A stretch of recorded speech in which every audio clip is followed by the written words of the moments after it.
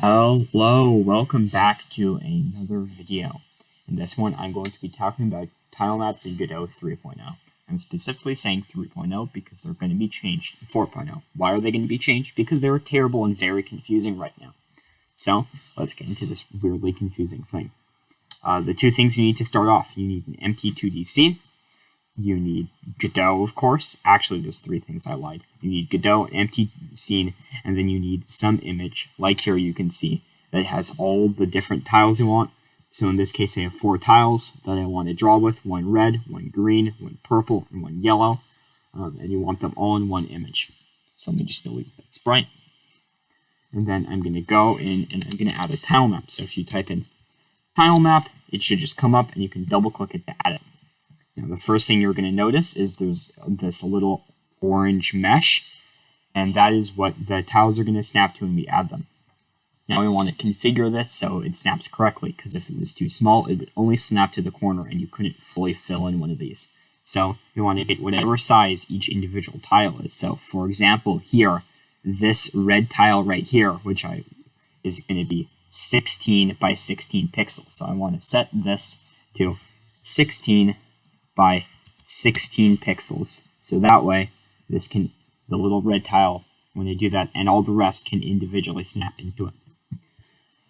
Now this is going to change depending on your tile size of each individual tile. But 16 by 16 is mine. Then you want to go up to this tile set and hit New Tile Set. And once you've done that, you want to hit the tile set button itself. Next, you're going to take this image right here, wherever it is in your file system, and drag it into this darker gray box down here.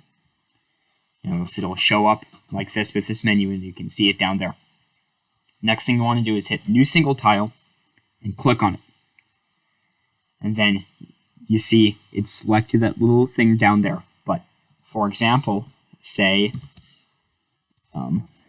it selects too much, like here it's selected all 4, and you don't want that. You can go up to this step and make sure you're in the new single tile settings. Like if I delete this, it's not going to come there. You want to make sure you've hit new single tile.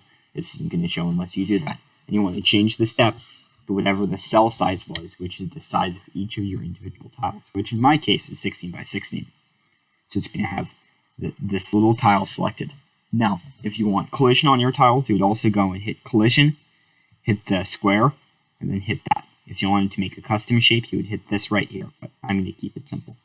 Now I want to make a new one. I hit New Single Tile, and I hit this one. And I don't want this one to have any collision, so I'm just not going to press that button at all and just hit New Single Tile again. Hit that again, collision. I want this one to have collision, a new one, and this one I don't want to have collision, so I'll just leave it. And now, when you're done doing your tile work and setting up your tile set, you can just go up and hit Tile Map again, and you'll see all the tiles you set up on the sides, and you can just start drawing with them like that, and you can just drag it across. You can select like this and delete it. There's a paint bucket and all these kind of tools you can use, like you can fill that up there. So yeah, that's how you use the tile set tool in Godot 3.0. Thanks for watching. Bye.